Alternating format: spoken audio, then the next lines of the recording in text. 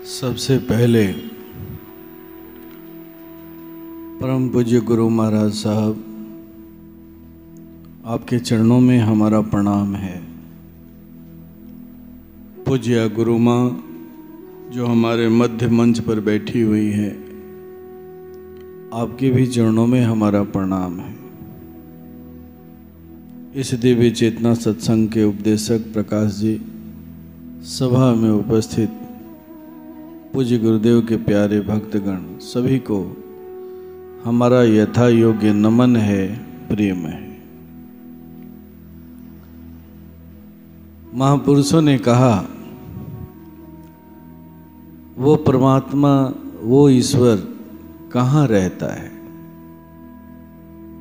तो उसके संबंध में कहा कि वो तेरे अंदर ही वो छिपे हैं, फिर भी कहता है देखा नहीं है। बस विचारों का है एक पर्दा और कोई पर्दा नहीं है।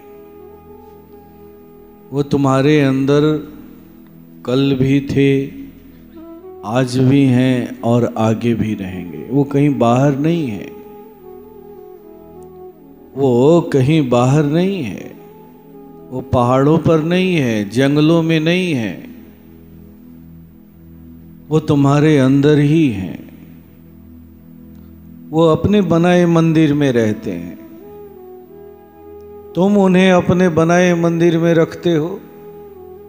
बाहर में कहीं एक मंदिर बना देते हो और उनमें उनको स्थापित कर देते हो। और मंदिर बनाने के लिए भी जमीन कैसी खोजते हो? तो बिहार सरकार, अपनी भी जमीन नहीं देते हो। तो ऐसे कोई लावारिस जमीन पर मंदिर बना देते हो और उनमें स्थापित कर देते हो, लेकिन वो वहां रहते नहीं हैं। वो कहाँ रहते हैं?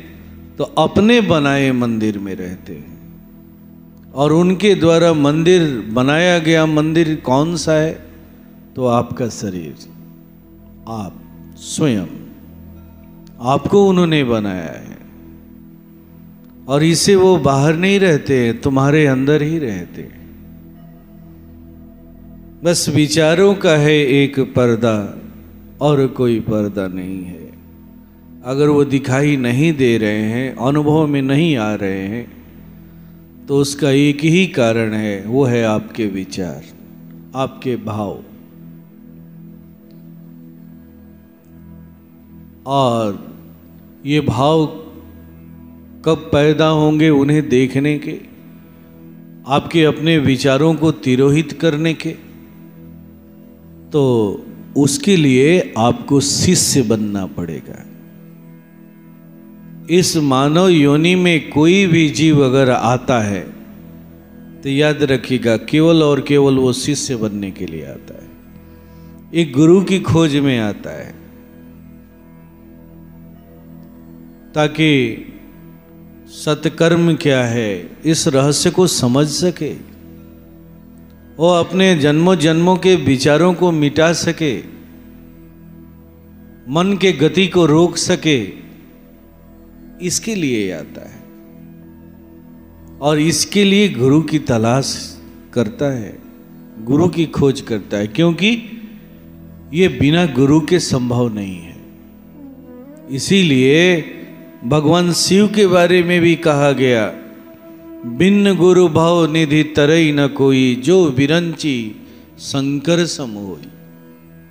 अगर शंकर के समान समर्थवान भी हो जाओ, बलशाली भी हो जाओ, तपस्वी भी हो जाओ, जोगी भी हो जाओ, तेजस्वी भी हो जाओ, लेकिन अगर गुरु का साथ नहीं है तो याद रखो, ऐसी अवस्था में भी तुम्हें डूबना ही डूबना है, विचारों के सागर में डूबना ही डूबना है।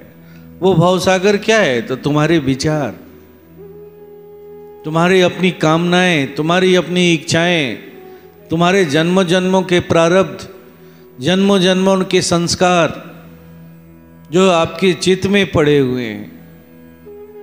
अगर कोई भाव सागर है तो यही है। तरह तरह से इनकी लहरें उठती रहती हैं, कभी संस्कार के लहर उठते हैं, कभी प्रारब्ध के लहर उठते हैं, कभी भोग के लहर उठते हैं, तो कभी विचारों का लहर उठता है। तरह तरह की लहरें उठते रहती हैं। फिर ऐसे भावसागर को पार करना इतना आसान नहीं है। तो इसीलिए महापुरुषों ने कहा कि अगर जीव आता है तो केवल और केवल शिष्य बनने के लिए। एक बड़ी सुंदर कथा है। सिखों के एक गुरु हुए अमरदास जी। कहते हैं कि वह ईश्वर भक्ति में हमेशा डूबे रहते थे, हमेशा डूबे रहते थे। 82 वर्ष की अवस्था में भी वो एक बार अमृतसर से हरिद्वार के लिए तीर्थ पर निकले हुए थे। हर साल वो हरिद्वार की यात्रा करते थे, गंगा स्नान आकर के किया करते थे। तो ऐसे ही 82 वर्ष की अवस्था में वो निकले हुए थे। माँ गंगा के प्रति बहुत ही अच्छा भाव रखते थे, ईश्वरीय भाव रखते थे। बड़ी भाव के साथ वो गंगा स्नान करके लौट रहे थे। तभी रास्ते में एक सन्यासी मिला। सन्यासी उनके चेहरे के तेज को देख करके बड़ा ही अचंभित था, बड़ा ही आकर्षित हुआ और उनसे जाकर के पूछ बैठा।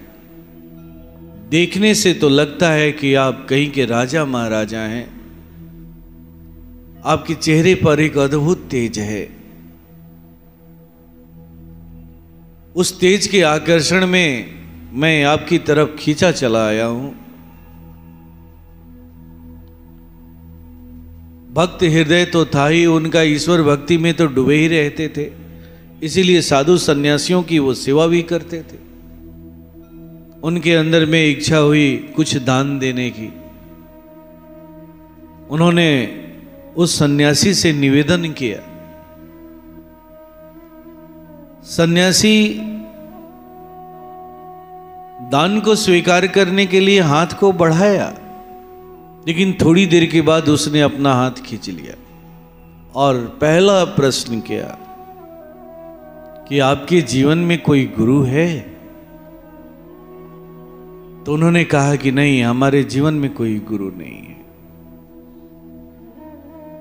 तो सन्यासी ने कहा कि तब मैं आपका दान स्वीकार नहीं कर सकता। और वो सन्यासी वहां से जाने लगा।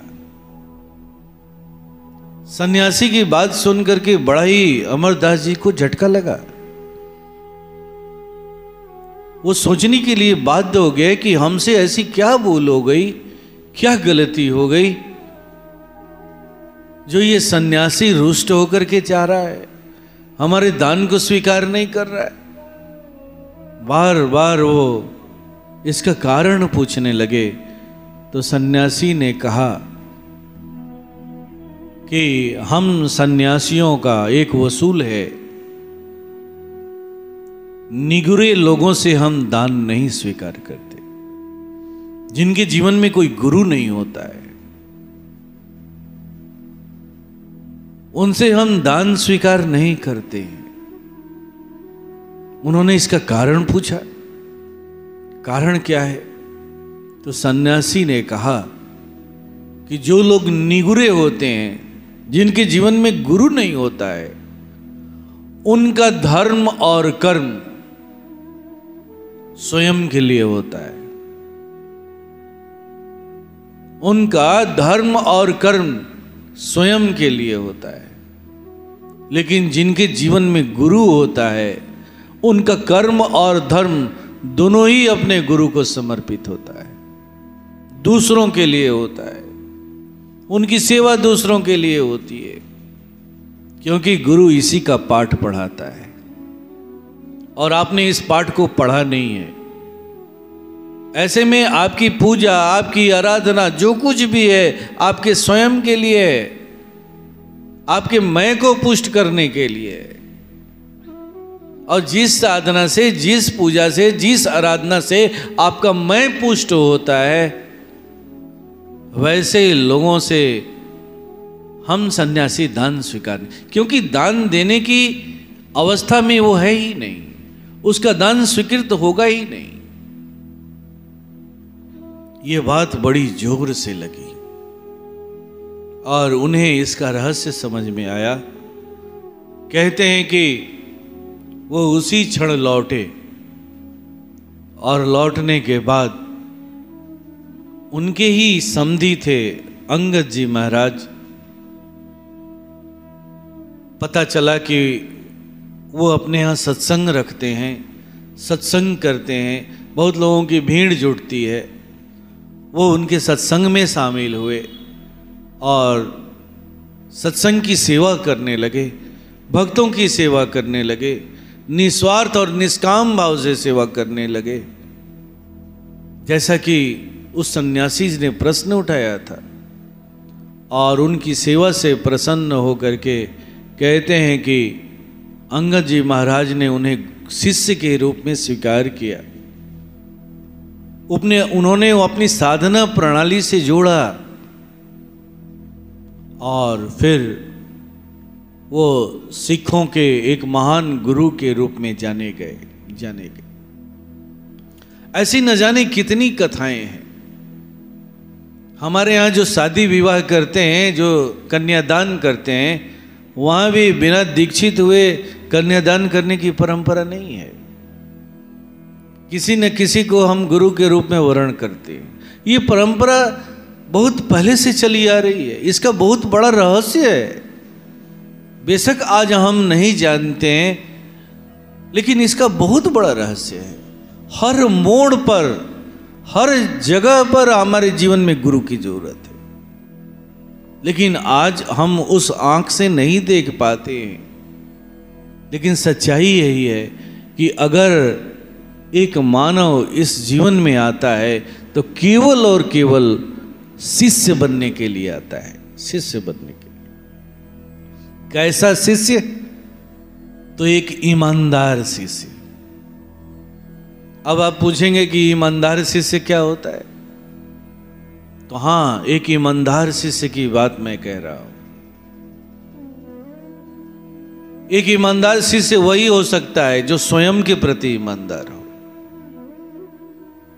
दूसरों के प्रति तो हो ही, स्वयं के प्रति ईमानदार हो। स्वयं के हर ऊंच नीच को वो जानता हो, समझता हो। हम दूसरे के ऊंच नीच को देखते हैं, समझते हैं, लेकिन स्वयं के ऊंच नीच को नहीं देखते, नहीं समझना चाहते। लेकिन जो स्वयं के ऊंच नीच को देखता है, स्वयं को समझता है, वही सही में शिष्य बनने का अधिकारी है। हमारे परम पूज्य गुरुदेव ने जो साधना दी है आपको, जिसका अभ्यास अभी आप लोगों ने किया थोड़ी देर पहले, वो क्या है? तो आपको स्वयं को जानने की तो क्रिया है, स्वयं के प्रति ईमानदार बनने की क्रिया है। अगर आप स्वयं के प्रति ईमानदार बन जाते हैं, तब आपके हृदय में वो भूमि तैयार हो जाती है। आपका हृदय निर्मल हो जाता है, जहां आपके प्रभु आकर के रह सके, ठहर सके, टिक सके, उसका आप आनंद ले सके। आजकल एक परंपरा चल पड़ी है, शिष्यों द्वारा गुरु की परीक्षा। ये बहुत देखने को मिलता है। वो भी परीक्षा कैसी परीक्षा? तो हमारे पुत्र की नौकरी हुई कि नहीं हुई, हमें रोजगार मिला कि नहीं मिला, ऐसी परीक्षा। नहीं, गुरु की परीक्षा बार बार नहीं ली जाती है, याद रखिएगा। गुरु की परीक्षा केवल और केवल एक बार ली जाती है। वो भी परीक्षा कैसी परीक्षा? तो आपके मन के गति को रोकने की परीक्षा। क्या गुरु के प्रति विश्वास की स्थापना के लिए ये काफी नहीं है कि जब आप पहली बार अपने गुरु के सामने गए और उन्होंने आपको बैठाया और आपके मन के गति को उन्होंने रोक दिया, उसका एहसास करा दिया, मन को शांत होने का एहसास करा दिया, स्थिर होने का एहसास करा दिया। और जैसे ही आपका मन शांत हुआ, स्थिर हुआ, आप न जाने किस लोक में थे, कहां थे, उसका सुख और आनंद का अनुभव करते रहे। क्या ये विश्वास करने के लिए काफी नहीं है? यही विश्वास काफी है उन पर विश्वास करने के लिए, क्योंकि आपके मन की जो गति है ना, केवल और केवल इस जन्म की गति नहीं है, ये जन्मों जन्मों की गति है, जुगों जुगों की गति है। मन आपका गतिवान जन्मों जन्मों से बना हुआ है, जुगों जुगों से बना हुआ है। और आप इस गतिवान मन को लेकर के भटक रहे हैं, जुगों जुगों से भटक रहे हैं, जन्मों जन्मों से भटक रहे हैं, उस शांति को पाने के लिए बिलख रहे हैं, रो रहे हैं, तड़प रहे हैं। लेकिन आपको पता नहीं है कि दुख का कारण क्या है। लेकिन सच्चाई यही है कि अगर आपके अंदर में कोई परेशानी है, कोई दुख है, कोई तकलीफ है, कोई बेचैनी है, कोई दर्द है, तो केवल और केवल शांत होने के लिए, शांत होने के लिए। और गुरु ने जिस दिन पहली बार आपको अपने सामने बैठाया, अपने साधना प्रविधि से जोड़ा, अपनी क्रिया प्रविधि से जोड़ा, और पहले दिन ही आपको बैठा करके शांत करा दिया, उसका एहसास करा दिया, क्या ये काफी नहीं है आपको अपने गुरु पर विश्वास करने के लिए? अगर ये काफी नहीं है तो सच्चाई यही है कि हम और आप शिष्य बनने योग्य नहीं। अगर आप समझते हैं कि पुत्र की नौकरी होगी तभी गुरु पर हम विश्वास करेंगे, हमारा धन्य धन से घर भर जाएगा तभी आप विश्वास करेंगे। परम पूज्य गुरु महाराज साहब कहते थे कि ये जो कामनाएं हैं ना, ये इच्छाएं हैं ना, पानी के बुलबुले के समान है। जैसे पानी का बुलबुला उठता है और मिटता है, ठीक ऐसे ही ये बार बार उठती हैं, मिटती हैं। आज कुछ और है, कल कुछ और है, परसों कुछ और है, रोज कुछ न कुछ है। तो कितनी परीक्षा आप लीजिएगा, कितनी परीक्षा लीजिएगा? अगर इस तरह से परीक्षा लीजिएगा तो निश्चित है कि आपको अपने गुरु पर कभी विश्वास नहीं हो पाएगा। आप कभी जीवन में गुरु की खोज नहीं कर पाएंगे, खोज नहीं कर पाएंगे। परम पूज्य गुरु महाराज साहब ने जो साधना प्रविधि दी है ना आप लोगों को, जैसा कि प्रकाश जी कह रहे थे, इतनी सरल और इतनी उन्नत और श्रेष्ठ साधना है। वो क्या है, उसकी सच्चाई आप जानते हैं? वो आपके गुरु का विश्वास है। उन्होंने अगर आपको कुछ दिया है तो अपना विश्वास दिया है, अपना विश्वास। ये मन से जो साधना बताई जाती है, क्रिया बताई जाती है, ये क्रिया दरअसल उनका विश्वास है। और जैसे ही आप उनके विश्वास से जुड़ते हैं, आपका भी विश्वास सागर की तरह विशाल हो जाता है। विशाल हो जाना चाहिए। अगर नहीं हो रहा है तो विचारणीय है। सागर की तरह शांत और स्थिर हो जाना चाहिए। कहते हैं कि सुमेरु पर्वत की तरह वज्र के समान हो जाना चाहिए। कोई आपके जीवन में, आपके मन में अपने गुरु को लेकर के, उनकी व्यवस्था को लेकर के कोई हिलडुल नहीं होना चाहिए। अगर ऐसा नहीं हो पा रहा है तो निश्चित है कि चिंतनीय है, विचारणीय है, विचारणीय। तो सच्चाई यही है कि अगर एक मानव इस जीवन में आता है तो केवल और केवल गुरु की खोज में आता है, शिष्य बनने के लिए आता है। क्योंकि जब तक वो शिष्य नहीं बनेगा, जब तक शिष्यत्व को धारण नहीं करेगा, अपने जीवन को गुरु के संरक्षण में नहीं रखेगा, तब तक कहा ना कि तेरे अंदर ही वो छिपे हैं, फिर भी कहता है देखा नहीं है, बस विचारों का है एक पर्दा और कोई पर्दा नहीं है। वो तुम्हारे अंदर ही है, फिर भी तुम उसे कभी महसूस नहीं कर पाओगे, कभी देख नहीं पाओगे। उस मृग की भांति कस्तूरी तो उसके नाभि में है, लेकिन वो दौड़ रहा है। जैसे जैसे उसको सुगंधी मिलती है, सुगंधी तो मिल रही है, अनुभव तो कर रहा है कि कस्तूरी नाम की कोई चीज है, कोई कीमती चीज है, लेकिन ढूंढ नहीं पा रहा है वो कहाँ है। वो दौड़ रहा है और दौड़ते दौड़ते दौड़ते दौड़ते थक जाता है और उसका प्राणांत हो जाता है, मृत्यु को प्राप्त हो जाता है। ठीक यही अवस्था होती है उन लोगों की जिनके जीवन में गुरु नहीं।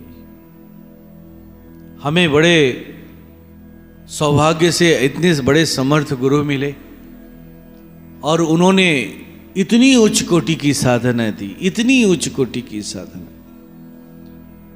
हमारा दायित्व बनता है कि हम हर तरह की बातों से हट करके इस साधना में लगें और इस साधना को अपने जीवन में महत्वपूर्ण भाव दे करके इसका कद्र करें और इसका निरंतर अभ्यास करें और आगे बढ़े। यही हमारा शिष्य धर्म है।